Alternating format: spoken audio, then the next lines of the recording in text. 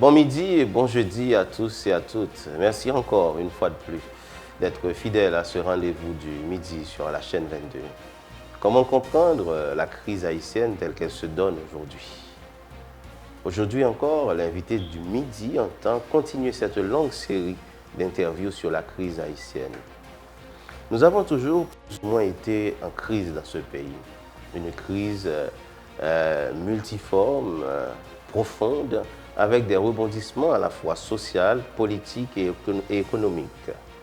Plus d'un pense que la crise que nous vivons aujourd'hui est une crise liée à l'effondrement de l'État haïtien, fondé en 1804, mais qui n'arrive toujours pas à trouver sa voie, sa véritable raison d'être. Est-ce le blanc qui est responsable de tous nos malheurs? La situation actuelle est-elle imputable au Syro-Libanais et enfin même bas sur l'économie haïtienne? Pourquoi Jovenel Moïse a-t-il été assassiné? Ses ennemis sont-ils aussi ceux de la nation? Pourquoi n'est-on jamais parvenu à créer un état de droit en Haïti? Autant de questions que l'on se pose, mais que les réponses sont difficiles à trouver. Nous vivons dans un pays caractérisé par l'analphabétisme, la pauvreté à la fois intellectuelle et économique. Nous vivons dans un pays fortement marqué par les inégalités de toutes sortes, inégalités de genre, inégalités de conditions et de chances. Pourquoi nous sommes un pays si fracturé? Pourquoi les prétendus amis d'Haïti nous enfoncent davantage au lieu de nous aider à nous relever? 1804 est-elle la facture que nous ne cessons de payer? Comment comprendre la crise haïtienne d'aujourd'hui? Lucie Kamel Paul-Austin est donc notre invitée à l'invité du midi aujourd'hui. Professeure et écrivaine, ancienne ministre de l'Éducation. Bonsoir Lucie Kamel et bienvenue à l'invité du midi. Bonsoir Samy et puis merci pour l'invitation. Donc j'apprécie grandement que tu m'aies fait cet honneur de passer parmi les invités dans le segment midi. L'honneur est plutôt pour nous. Quand même d'avoir des invités de qualité et à la mesure de vos compétences pour analyser la situation du pays. Vous êtes, on le disait, off record, à la fois quelqu'un qui verse dans la pensée, mais aussi qui verse dans l'action politique. Vous disiez tantôt que vous êtes une femme politique et non une politicienne. Non, je revendique d'être une femme politique parce que j'ai été à des fonctions assez importantes au niveau de l'État. Oui. J'ai été directrice générale. D'abord, j'ai été vice-rectrice à l'Université d'Haïti. Pendant 3 ans, j'ai été directrice générale. Aussi, non, jamais. Vous n'étiez pas doyenne, ok. Non, j'étais pas doyenne, j'étais vice-rectrice. Et puis, j'ai été aussi ministre de l'Éducation nationale pendant 1 année.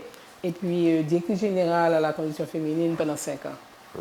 Et puis, j'ai aussi, je veux dire, j'ai un parcours de militante politique, bien que je ne sois pas membre d'aucune organisation politique connue en Haïti, ou encore de partis politiques ou de regroupements de femmes. Des fois, on me demande pourquoi je n'adhère pas à des mouvements de femmes, et bien que j'ai été directrice générale au ministère. Mais je dis ceci n'implique pas cela, il n'y a aucun rapport. C'est un choix, et c'est par rapport aux lectures que j'ai eues, aux expériences que j'ai eues à l'étranger, et bien d'un point de vue aussi de mon parcours intellectuel, je ne me vois pas vraiment dans un groupe avec uniquement des femmes. Donc voilà. Mais je suis fortement politisée. Vous êtes plutôt du côté de la mixité. Mixité, la parité, la mixité, la parité et la solidarité. Yeah. Alors, vous avez un parcours quand même assez spécial. Vous étiez d'abord dans les sciences naturelles. Oui, les sciences et vous naturelles. avez fait une reconversion académique, si je peux l'appeler ainsi. Oui, on peut l'appeler. Et vers les lettres, la philosophie, et les sciences humaines. Oui, sciences humaines, disons sciences humaines en général. On appelle les sciences humaines et sociales, les SHS. Oui, parce qu'avant, j'étais en biochimie, biophysique, déjà avec une licence en biologie. Et puis j'ai tâté un peu la biologie marine parce que j'étais toujours intéressée à Haïti. Quand je suis revenue en Haïti, en biophysique, biochimie, j'ai remarqué justement à la faculté d'agronomie où j'enseignais, il n'y avait aucun cours de biologie marine. Avec 1500 km de côte, des îles adjacentes, Haïti n'a pas un cours de biologie marine. N'avait pas, je ne sais pas s'il y en a, n'avait pas un cours de biologie marine. Ça m'a toujours choqué.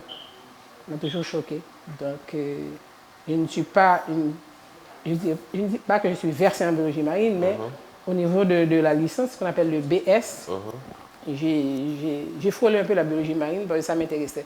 Donc, ce qui vous donne quand même un double avantage du point de vue académique et méthodologique, d'être à la fois pétri de la méthodologie des sciences en tant que telle, mais aussi des sciences humaines et sociales qui demandent plus de subjectivité, etc.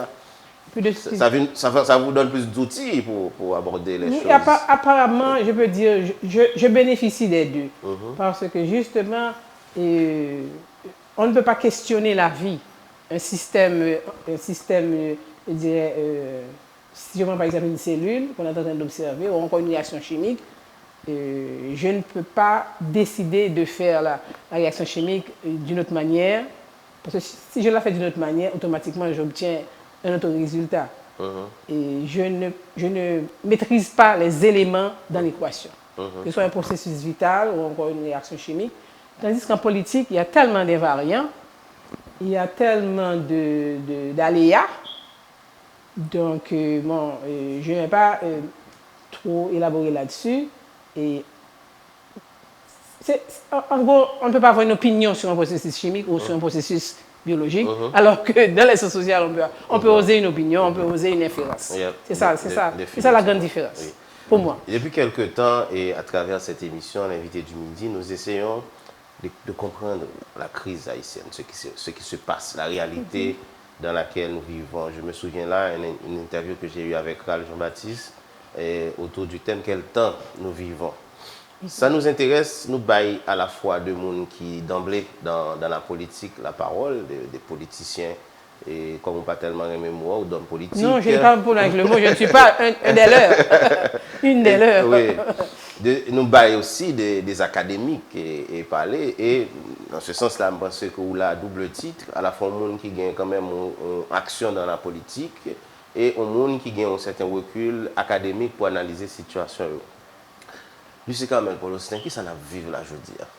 C'est sûrement pas une crise. C'est pas une crise. C'est pas une crise. Ah bon. Non, c'est pas une crise. Voilà, ça démarre bien.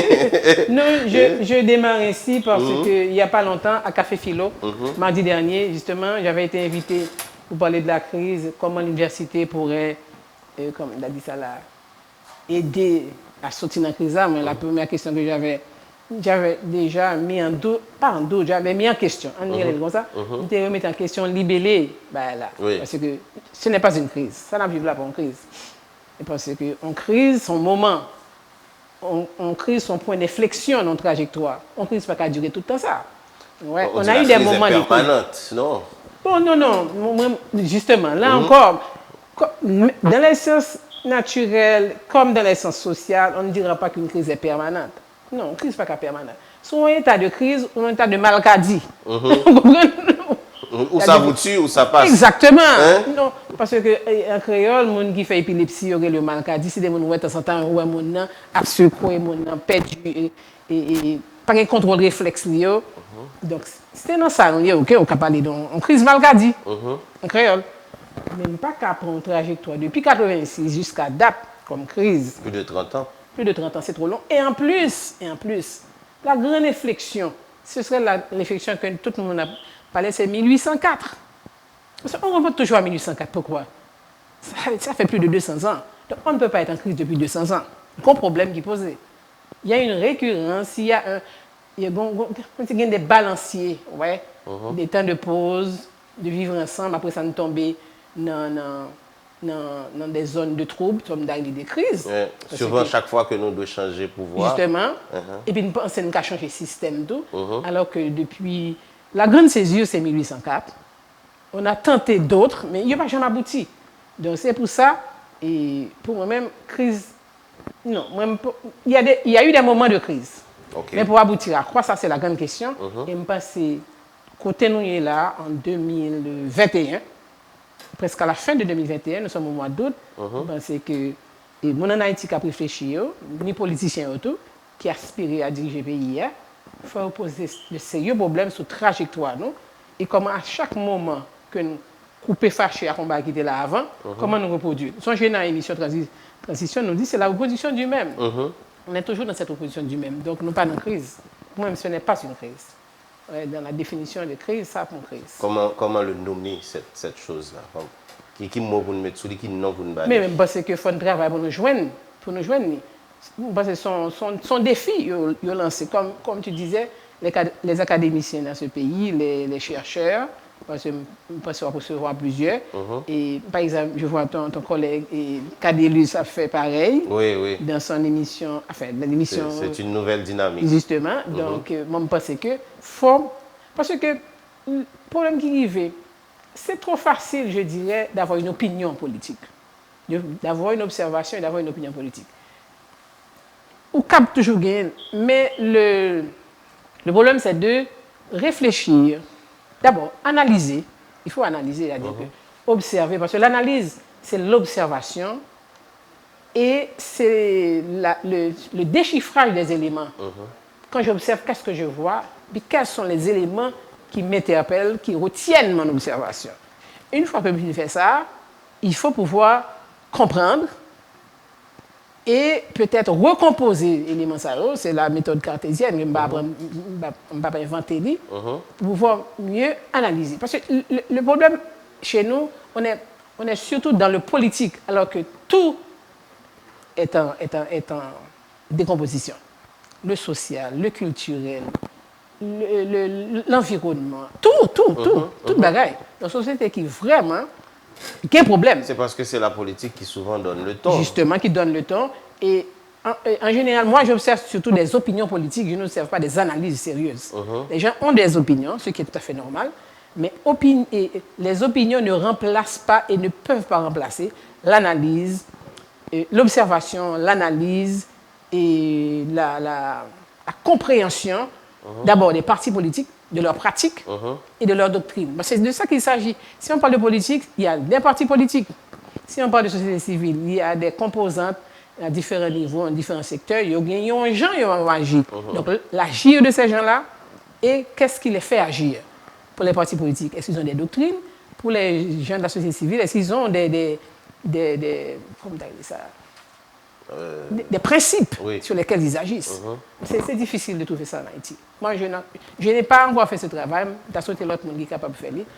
Donc, jusqu'à présent, nous avons des opinions, on émet des opinions, on fait des observations en surface, mais nous ne pouvons vraiment entrer dans là.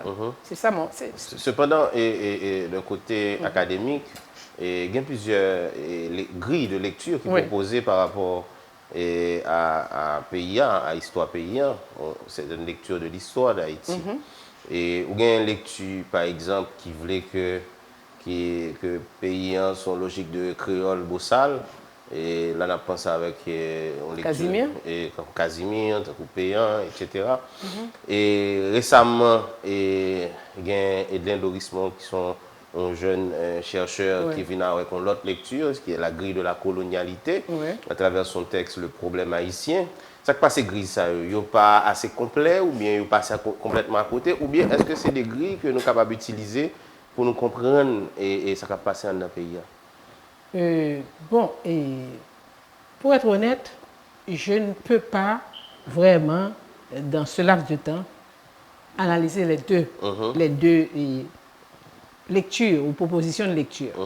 Je dirais une chose, les deux sûrement partent d'un binôme. Parce qu'en général, on a tendance, on a cette, si tu veux, cette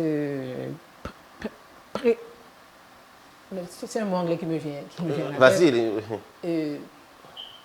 Non, je cherche, c'est-à-dire qu'on présupposait d'un binôme qui a confronté. Okay? C'est comme la droite et la gauche, et les classes, la logique d'affrontement des classes, etc.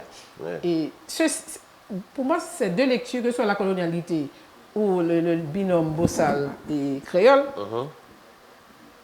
ne pas permettre de nous sortir. Parce que jusqu'à présent, pour être beaucoup plus dans les temps actuels, nous avons une logique, nous en haut, nous en bas, nous avons une logique dichotomique. Okay? Voilà, c'est le terme que je cherchais. Et son analyse, je ne vais pas dire simpliste, mais classique. Pour moi, le problème haïtien, je peux oser dire un petit plus complexe. Pour ça, me dit plus complexe, il n'y a pas qu'à non mi ou mi bas, ni et mon en bas, mon qui gagne, mon qui pas gagne. Il pas seulement ça. Parce que l'on regarde, même en Haïti, mon qui gagne, ça y est.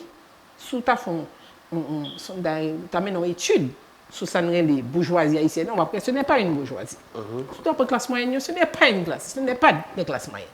Quand tu as pour le reste masse et peuple là, ça les grossièrement peuple là, ouvriers, paysans, etc. On presque dit c'est des entités qu'on peut même identifier en Haïti. Parce qu'il n'y a pas une classe vraiment innommable. Voilà. Donc, moi, je ne pas rentrer dans le schéma classique côté que les éléments pour mettre en face, qui permettent de faire dans les yeux, ils ne peuvent pas même exister de par eux-mêmes. Donc, pour moi-même, le problème haïtien est beaucoup plus complexe et ça me voulait dire, parce que moi, je m'a tracassé, il faut commencer par identifier quels sont les partis en présence. Juste un exemple. Et la société civile en Haïti, c'est une grande nébuleuse. Ça que fait la société civile, c'est les corporations qui s'organisent sous base d'intérêt ou métier ou profession ou autre.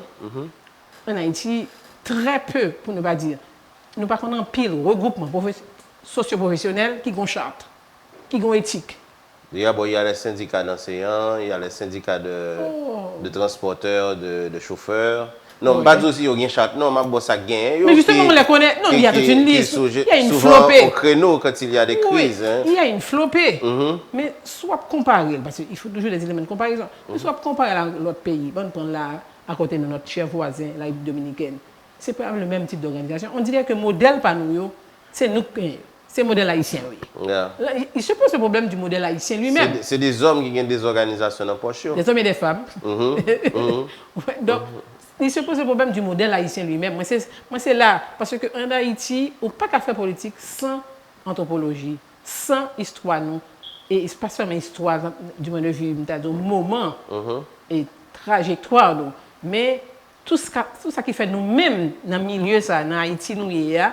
Et comment nous interagir avec l'environnement, comment nous interagir entre nous-mêmes, comment nous manger, comment nous réfléchir, comment nous voir le monde autour de nous. Tout ceci, ce sont des facteurs qu'il faut prendre en compte. On ne peut pas faire une analyse dichotomique et ou prendre des rapports des rapports de pouvoir en Haïti pour expliquer la crise haïtienne. Ça ne suffira pas. De mon point de vue, ça ne suffira pas. Donc, il faut mettre à profit les autres sciences telles que l'ethnologie, et la psychologie et tout le reste. Il y a pas mal de choses pour comprendre vraiment la crise haïtienne. Pour comprendre ça, on a traversé tout le temps depuis 1804. Disons 1805, parce qu'il y a eu la première fracture, c'est 1805. 1805 avec l'assassinat de l'empereur. L'assassinat de l'empereur, puisque vous venez de mentionner l'assassinat. Venons-en donc à l'actualité. Oui, on peut. Vous n'étiez pas proche Jovenel Moïse, non? Non, pas du tout. J'ai rencontré Jovenel Moïse quand j'étais au CEP. Ok. J'ai eu l'occasion de le rencontrer peut-être dans des agapes, par exemple dans un hôtel, s'il m'a passé, si mon monde là, mais je ne l'ai jamais eu. Mais, sauf que je peux dire, j'ai eu une occasion, et privilégié, je veux dire, de lui avoir parlé pendant un bon bout de temps. Mais ce n'est pas un monde que je me connais, que je suis dans l'entourage proche. Non, pas du tout. Vous avez appris la nouvelle comment? C'était un choc. C'était un choc. Et j'ai une amie qui habite le même quartier que Maître Doval, parce que Maître Doval aussi était un ami, un frère, un collègue. C'était mon avocat en plus. Donc, elle habite la même zone. Et puis, elle me dit, je raconte, tel qu'elle me l'a dit, il a fait président, ça a été fait Maître Doval là. Donc, il a assassiné la carrière. Donc, j'ai été choquée, tétanisée. Et puis, première réflexion, me dit, vous entendez lui? Me dit, pays à Guémet. Pays à Guémet. Parce qu'on ne fait pas ça. Aucun pays va entrer en présidence ou pas mettre pays. Ça a été ma première réflexion. Bon, le reste, je vous fais grâce du reste, mais ça a été ma première réflexion. Non, il ne faut pas me faire grâce. Non, il faut étaler. Non, je ne vais pas. Je ne vais pas. Ça nous prendrait trop de temps. Mais c'est première réflexion même. Tétanisé, parce que je ne peux pas imaginer. Ouais. Imaginer, parce que j'avais eu le choc de Maître Doval. Ouais. Et puis c'est pas la première fois en Haïti qu'on a pris un choc ça. Mais dans le cas du président Jovenel, ça m'avait davantage choqué. C'est ton président. C'est ça que me dit pays à Guémet. C'était censé être l'homme le plus protégé d'Haïti. Hein. En principe. En principe. C'est pourquoi, justement, pour retourner à ça, la variable en Haïti, sécurité en Haïti, pas veut dire sécurité de tous côtés. Oui. Oui, parce que sécurité, c'est numéroteur, et machine blindée, police capvée. Non, ce n'est pas ça la sécurité. La sécurité, c'est pouvoir circuler librement. C'est ça la sécurité. Oui. Il faut pouvoir circuler librement. Oui, dans des pays où on a des officiels qui prennent le métro, qui prennent des taxis. C'est parce qu'il y a la sécurité partout. Oui. Il faut pouvoir circuler librement. C'est ça la sécurité. Et à n'importe quelle heure du jour et de la nuit. C'est ça la sécurité. Oui, même si quand même, sous un pays comme les États-Unis, il y a sécurité, mais le président est quand même assez protégé parce que... Non, le président est protégé. Oui. On va mourir avant le président mourir. Oui. On peut évoquer l'affaire Reagan, où son plus proche collaborateur est sorti et fracassé sous chaise roulante pour protéger le président Reagan. Malgré tout, tu es pour un bal et puis bon, d'aller opérer des balles comme ça. Mais... Yeah. Et une enquête qui patauge, l'enquête sur l'assassinat du président, on voit que de temps en temps, il y a des noms qui sont cités, il y a des mandats qui sont distribués un peu partout, il y a beaucoup de gens qui sont en cavale. Et la difficulté, c'est d'arriver à établir une logique entre tout ça. Et un médecin, en fait, même pas, quelqu'un qui se fait passer pour un médecin, ayant reçu des supports pour venir et prendre le pouvoir en Haïti, tout ça ne sonne pas tout à fait clair. Et quiconque ait le bon sens dirait qu'il manque quelque chose. Il manque toujours. En Haïti, on n'a pas, si tu veux, cette capacité ni cette possibilité d'arriver aux éléments qu'on cherche. Toujours une nébuleuse dans toute bagaille qu'a fait en Haïti. Pour des raisons bien simples, les réseaux de communication en Haïti ne sont pas protégés. Il y en a beaucoup, mais ils ne sont pas protégés. Il y a beaucoup ce qu'on appelle en anglais leaks. Pour faire référence à Wikileaks. Mais il y a beaucoup de brèches. Et les informations peuvent être souillées à force d'avoir mal transité. Par exemple, ou quand une information elle bannie dans la radio, automatiquement l'information ça pas information encore. Oui. Donc, on pratique en Haïti qui défie le bon sens. Défier la logique, le bon sens. Parce que vous n'avez pas qu'à traiter dans la radio. Vous avez envie de faire buzz, vous avez envie de faire taux d'écoute ou monter. Oui. Ça peut arriver. La course à l'audimat. La course à l'audimat. Mais dans l'autre pays, il y a fait même. En Haïti, ça passe. Donc, c'est un ensemble d'éléments qui montrent nous, justement, dans la société, n'a vu ça là, et quand il y a des bagages qui pas en place, il y a une absence totale des règles, on va parler de normes, des règles, rien que les règles. Et c'est comme si on a dit en Haïti, et tout peut arriver, rien n'est supposé être pris pour vrai, on a une évidence dans le monde. Vous avez une supposé donc, vous avez son trace. On peut à n'importe quel moment faire trace la vie souillée, fait qu'on pas qu'à suivre encore. L'on va mener une enquête. On dit qu'on fait enquête, qui a mené une enquête comme ça. C'est-à-dire que les vignes presque, même pas qu'on est presque impossible pour moi-même de aboutir à des éléments probants sur l'assassinat et Jovenel Moïse. L'autre pays a gagné mettre là. Oui, comme infection de faire. Certain que bon idée, bon image qui monte dans tête tout. Oui, non. L'autre dit mettre là ouais yes. Non, mais m'a dit que ça me pensait qui ça sorti en terme de vous pays a gagné mettre parce que c'est une dado et bon proverbe créole qui dit et cabit garder mettre avant d'entrer. Eh bien, si le dans la quoi gagné mettre, il va rentrer. Est-ce que vous comprenez? C'est dans ce sens ça, dans le sens que parce que quand même, un président de la République, c'est sous moyen le moyen pays. Oui. Il faut le voir comme ça. Parce que faut pas. Parce que je me dis non, émission me dit que tout le temps à parler de Jovenel. Il me dit Jovenel ne m'intéresse pas. L'individu ne m'intéresse pas. Le poste qu'il occupe. C'est ce qu'il représente. C'est ce qu'il représente. C'est lui qui problème. Non, c'est lui pour nous questionner, c'est lui pour nous argumenter autour de lui.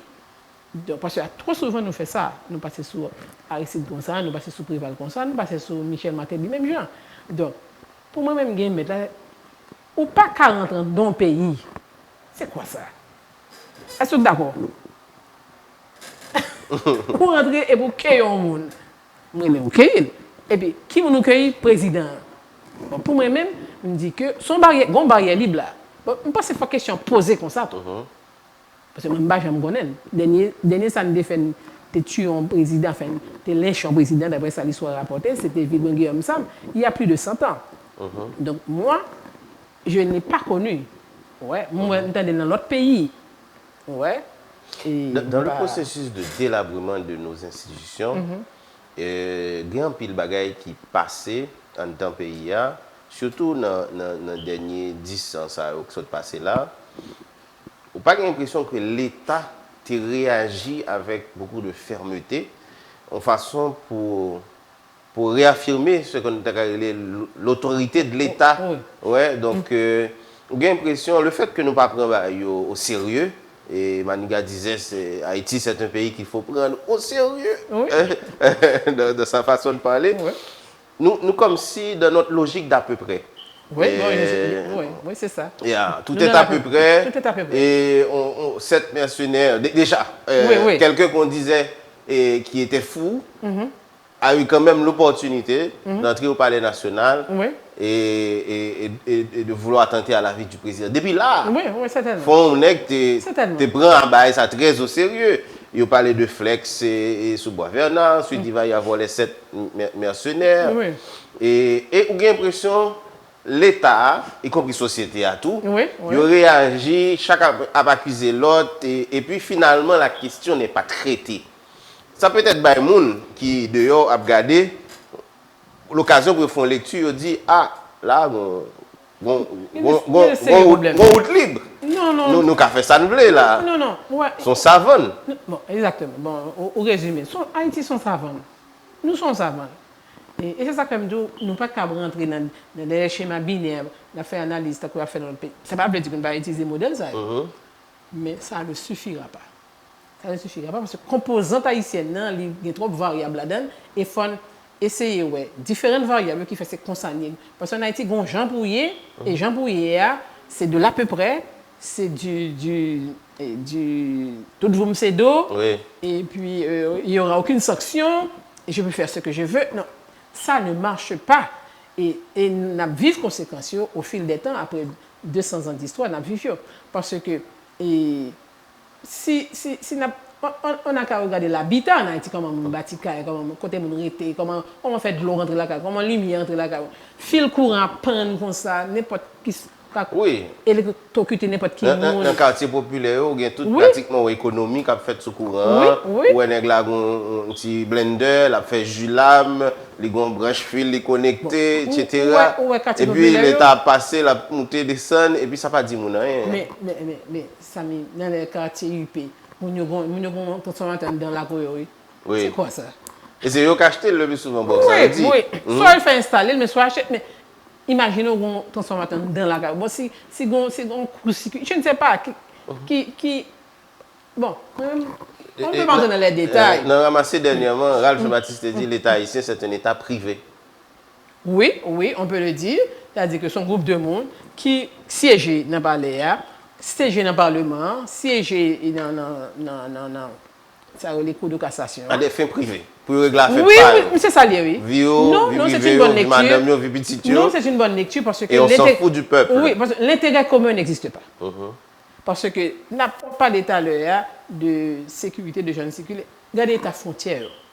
M. Bosso traversait déjà pour le cas voisin. L'entrée dans la commune, en Haïti, il n'y a aucune sécurité sur les plages, sur les bords de mer. N'importe qui nous a débarqué. La côte sud n'est pas surveillée, la côte nord, nord-ouest n'est pas surveillée, où il y a des trafics qui se font, que ce soit du côté en bas, entre la Jamaïque, ou encore de l'autre côté. Et c'est la plus grande route des croisiéristes au-delà de l'île de la Tortue. Ça veut dire que ça, c'est des zones stratégiques, c'est des zones qui sont surveillées, mais pas par nous-mêmes. Mais nous-mêmes, quand dans petits îles, n'importe qui n'importe monde qui a envahi, soit armes biologiques, soit armes de guerre, ou bien n'importe qui genre. C'est-à-dire que nous ne sommes pas protégés. La notion de sécurité, ça prend trop de temps pour l'éducation. Tout ça, c'est pour revenir à quoi? C'est-à-dire que nous pas, je vais répéter, nous ne pouvons pas rassembler, nous ne pouvons pas les pour nous rassembler différents éléments. Les partis politiques, sous fait, ils ont inventé de partis politiques, ils ont tous à peu près le même mot d'ordre. Oui, mode de fonctionnement. Hein. À prendre pouvoir, c'est tout. C'est ça le mot d'ordre. On a le pouvoir. Ouais. On peut faire une analyse de nos partis politiques seulement, on va procéder à pouvoir seulement. Ouais. Donc, fort de cela, moi-même, si nous apprenons à analyser le pays sur le plan politique, il faut tenter au moins d'aller comprendre les pratiques des hommes et des femmes qui forment les partis politiques en Haïti et d'aller comprendre aussi, d'aller aussi voir et scruter ce qu'ils ont comme doctrine. Comme élément de doctrine, comme élément pour diriger le pays. J'ai eu comme l'impression, Lucie Carmel Paul Austin, qu'à la nouvelle de l'assassinat du président, même les gangs ont été surpris. Oui, mais tout le monde a été surpris.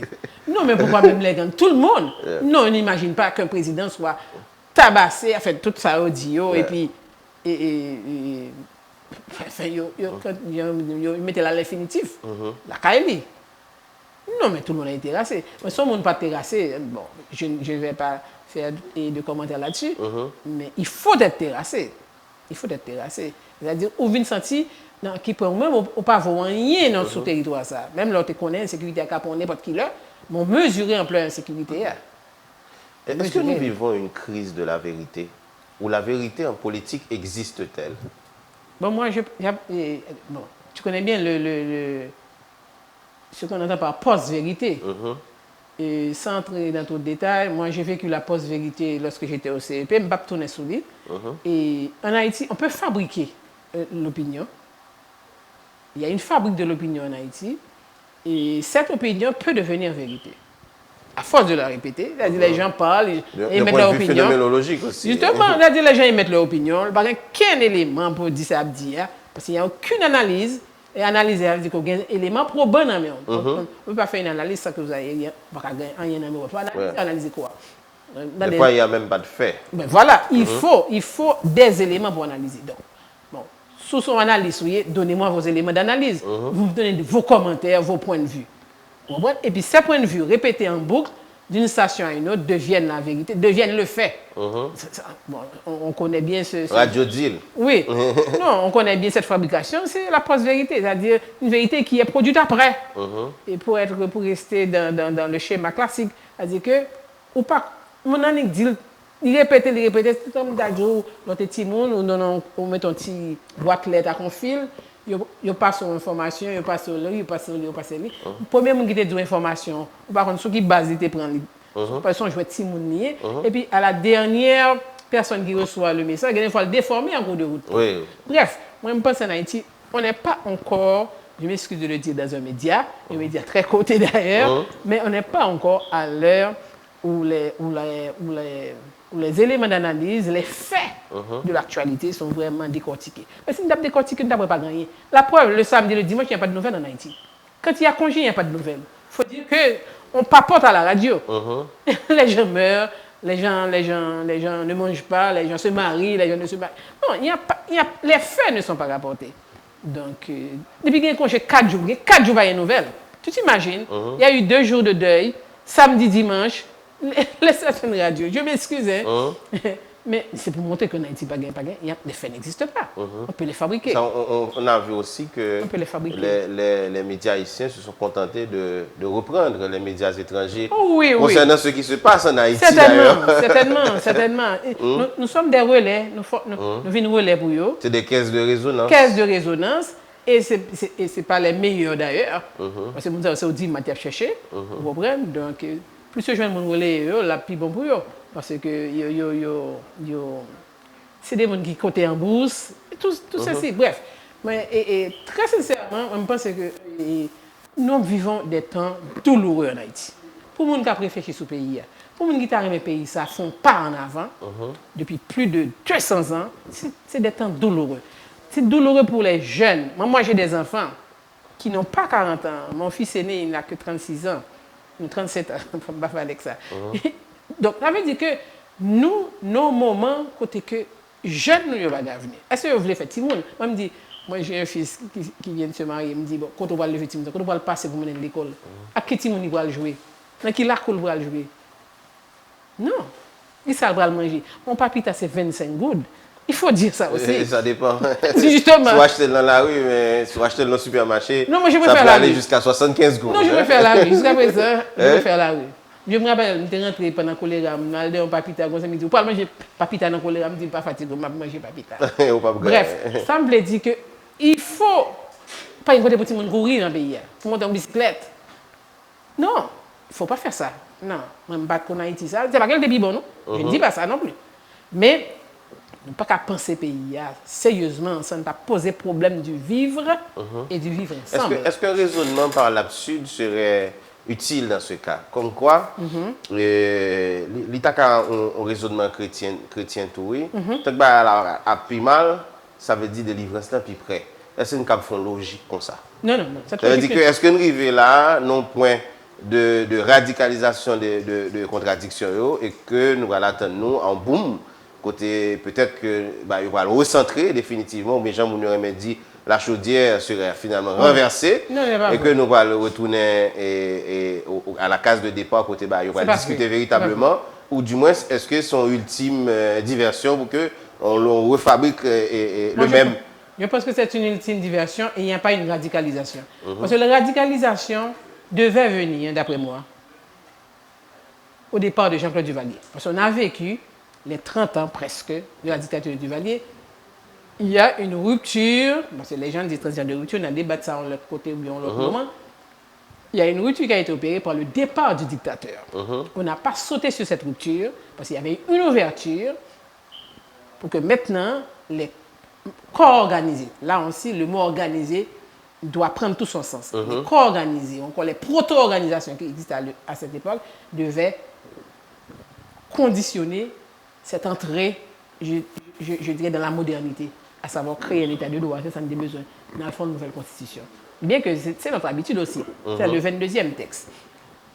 Ça me le dit pas là.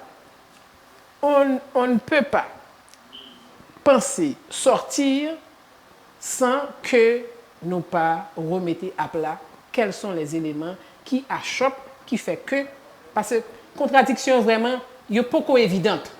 Non. On tourne autour, on fait avec. On n'a qu'à voir, si tu veux, l'arc-en-ciel des partis politiques en Haïti. Ils se ressemblent tous. Donc, il n'y a aucune contradiction. Qui parti qui est campé en face de l'autre? Non, ils se ressemblent tous. Donc, il n'y a aucune contradiction. Il y a même des partis qui sont des non-partis. Bon. Pratiquement des partis à la fois sans organisation, sans idéologie. C'est la personne. Et souvent, ils occupent le pouvoir. Hein? Mais certainement, mais pourquoi pas? Mais pourquoi pas? C'est pourquoi je dis qu'il n'y a aucune contradiction. Ouais, mon sorti là. Il n'y a pas de contradiction. Et bon, il y a certaines. Par exemple, si on se demande, on se pose la question quelle est l'idéologie du parti qui a été jusque-là au pouvoir, qui est toujours au pouvoir, on ne peut pas répondre. On ne peut pas dire que c'est l'extrême droite ou le centre droit. Et on ne peut pas parler de gauche. Non. En Haïti, j'ai toujours dit, il y a bien longtemps, on ne connaît ni la gauche ni la droite. C'est politique parce qu'il n'y a pas affiché en tant que tel. Il y a une tentative d'avoir un gouvernement de gauche, on a pensé avec le gouvernement d'Aristide, la Valasse, mais on a compris que c'était vraiment un mouvement de foule. Il y a un type de populisme et charismatique. Et puis bon, on connaît la suite. L'histoire autour de la personne. Justement, l'histoire fera le reste. Et Préval, qui était le successeur, je dirais, c'est comme dans la royauté, le Tipascout, c'était ça le mot d'ordre. Préval a eu ses 2 mandats pleins, le seul d'ailleurs. Il n'a rien construit. La preuve. Au départ de Préval, toutes les entreprises publiques d'État étaient déjà saccagées. Il a été extrêmement fier de dire que je n'ai jamais été membre de parti politique. Oui. Qui a été 2 fois président de la République. Certainement. Tout ceci, finalement, nous sommes en train de dire la même chose. Parce que c'est pour montrer comment en Haïti, ou pas qu'à Kembe, un bout pour ne pas craser dans la main. On ne tient rien finalement. Moi, je pense qu'il faut aller à la recherche. Peut-être une analyse multivariée. Très. Et il faut aller dans les pratiques pour comprendre comment se fait-il que c'est comme ça. Il faut l'observation. Il faut peut-être psychanalyser le social.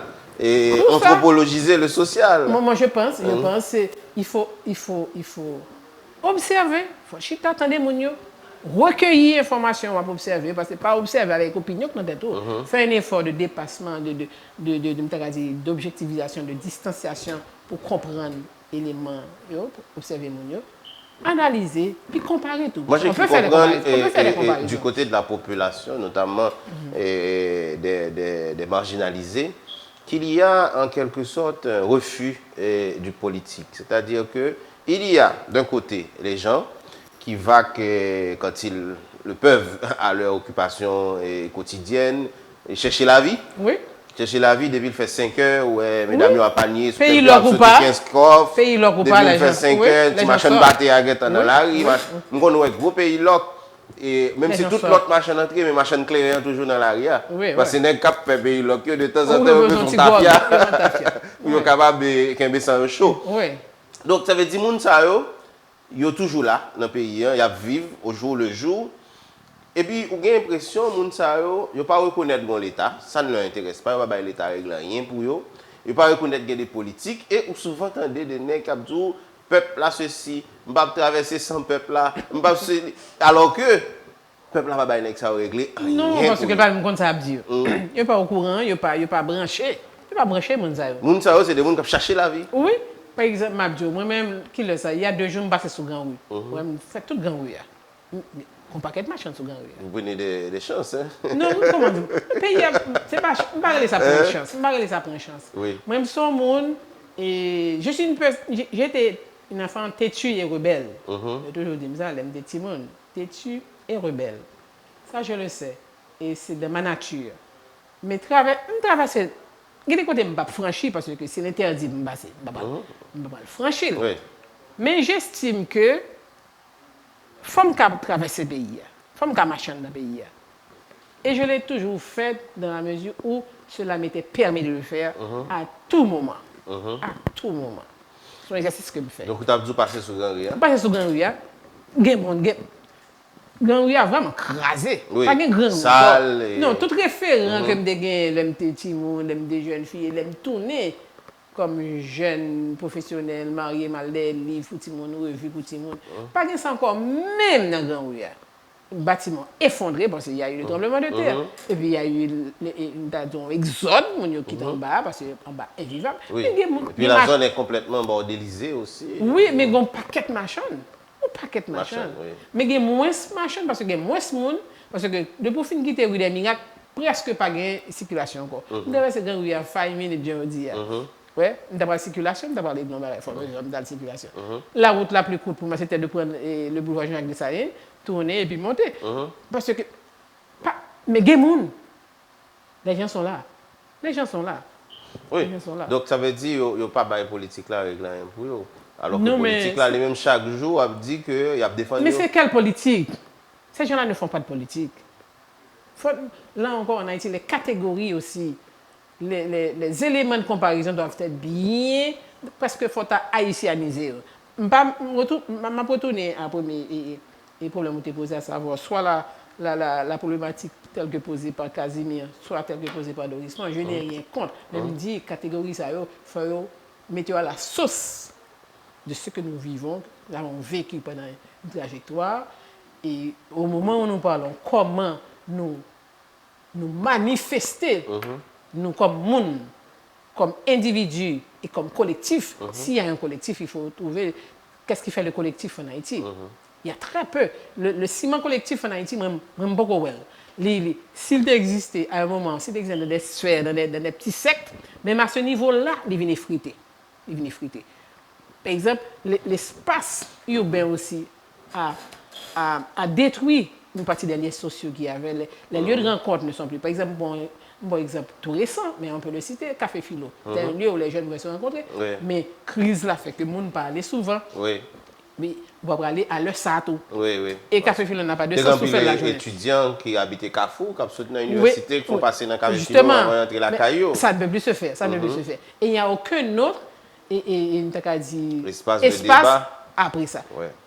Par exemple, c'est le pire ça. Mais tous les restaurants, tous les petits bars qui existaient, au fond, mon café en Haïti, maille titanesque. On ne dit qu'on voit le chita. Donc, ça veut dire que toutes les catégories, tous les éléments de comparaison sont en train de sortir d'une certaine grille. Et pour moi-même, s'il faut parler de crise, il y a une exacerbation de l'effritement du justice sociale en Haïti. On a dit c'est à partir nous parlons de décomposition ça à partir de 86. Malheureusement, au lieu pour 86 nous mettons le soural, l'effritement pas commencer là. Et là aussi c'est une question qu'il faut peser. Je ne pas gagner et tout élément pour me continuer à analyser. Je persiste à le faire, mais il n'est pas évident pour comprendre le problème haïtien, pour comprendre ça dans vivre là, s'arrêter dans l'opinion. Il faut aller prendre son bâton de pèlerin en quelque sorte pour aller observer. Et je répète observer un peu, mais observer, il faut gagner des présupposés logiques, soit chercher. Yeah. Ouais. Qui sauve les... Et à la rigueur, même une observation participante. Certainement. Il faut pas la moune, il faut tendre moun. Oui, il faut tendre moun. Parce que nous, mais il faut le faire aussi parce que ça arrive aux chercheurs de n'avoir pas fait suffisamment montre d'empathie par rapport à mon étudié. Il faut faire avec un peu d'empathie. Oui, parce que nous ne pas rester chez soi et observer le fait ici. Parce que moi, j'ai fait une expérience au CEP et j'avais pu, pour moi, le fait électoral en Haïti, j'ai tenté, j'ai bien dit tenté, de l'analyser à partir de deux variables, ce que j'appelle l'incivisme et l'illettrisme, deux bagages négatifs, illettrisme et incivisme, parce que je l'ai observé dans le comportement des électeurs, des partis politiques et des candidats. Je l'ai observé. Alors que la société se désintègre de plus en plus, et elle est en train, et ça c'est un processus continu, ça a été le cas pendant un certain nombre de temps. C'est un pays qui se vide de lui-même aussi. Oui. Nous sommes en train de perdre le peu de cerveau que nous avons. Nous sommes en train d'exporter des cerveaux puisque nous avons des éléments de la classe moyenne avec plus ou moins un minimum d'éducation, un baccalauréat universitaire qui quittent constamment ce pays vers le Canada, les États-Unis et d'autres. Mais ce n'est pas la première fois. Oui, je l'ai dit, mais ça s'accélère de nos jours. Non, parce que les mouvements des citoyens et citoyennes est devenu beaucoup plus facile aussi. Beaucoup plus, on transite beaucoup plus facilement. Parce qu'il y a eu plusieurs vagues d'émigration de cerveau en Haïti. Georges Anglade l'a relaté.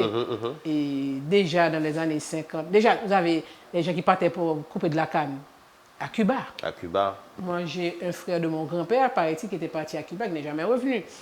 Et il y a eu des gens qui partaient. Moi, j'ai rencontré aux États-Unis des gens à Chicago, et au Nevada, au Nebraska, qui étaient là depuis les années 50-60.